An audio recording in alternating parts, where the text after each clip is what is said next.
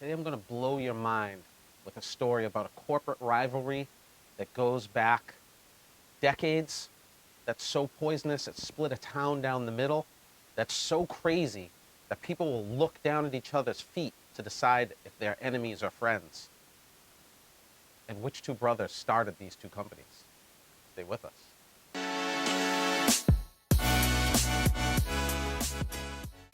Welcome back, everybody. My name is Ben Jackson. Today, I'm going to blow your mind on this episode of The Art of Doing. This episode is chock full of facts that are going to blow you away. If you're new to the channel, we drop different content on different topics every week. Last week was about dog training. Next week, I'm going to be talking about tequila. I'm just interested in giving you all sorts of topics that will hopefully spark some sort of interest or passion in you so you can try some new things out. We're going to be talking about shoe companies, how you pronounce a name of a very popular shoe company wrong, and how about two brothers managed to create the most spiteful rivalry in all corporate history.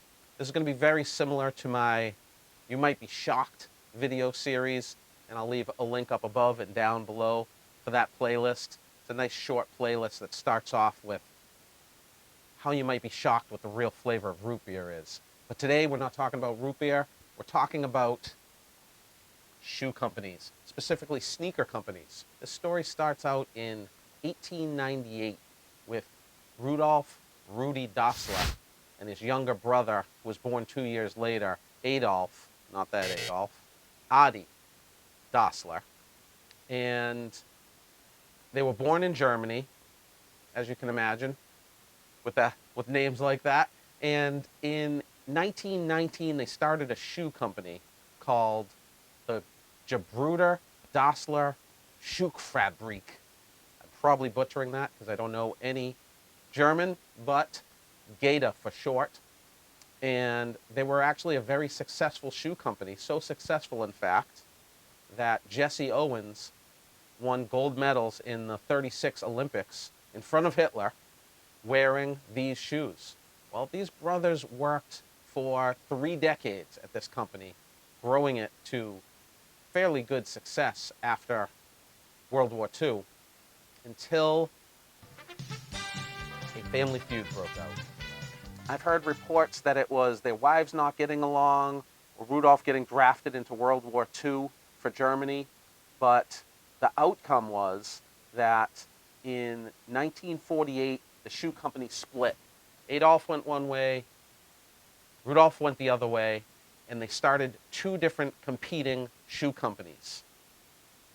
Now, these shoe companies were so divisive in this town, and I'm really going to butcher this town, the town that they were born and grown up in.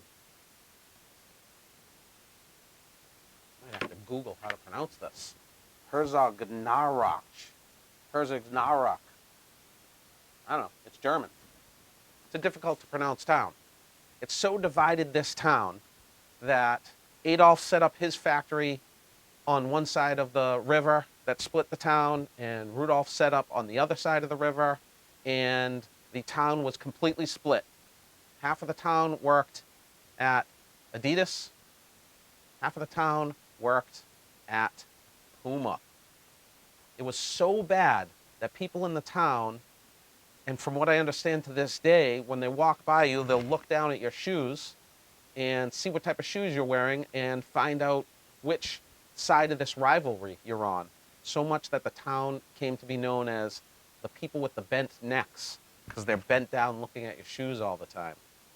Another fact that'll blow your mind is Adidas.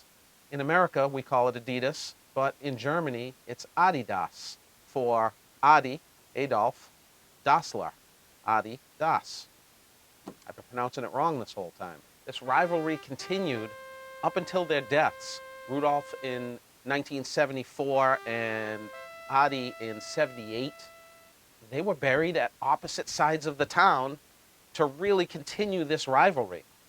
I had no idea that 2 siblings had created 2 of the most iconic sneaker companies that I grew up with, let alone that there was such a rivalry that was so deeply ingrained that the town has two different soccer clubs wearing the two different types of shoes, and they have a rivalry.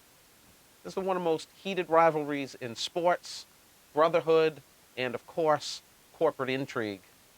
I'm hoping that I blew your mind. Drop me a comment at the comment section down below. Are you an Adidas person or a Puma person? Let's always remember to practice kindness, practice compassion, practice humility. Thanks for helping me practice the art of doing it.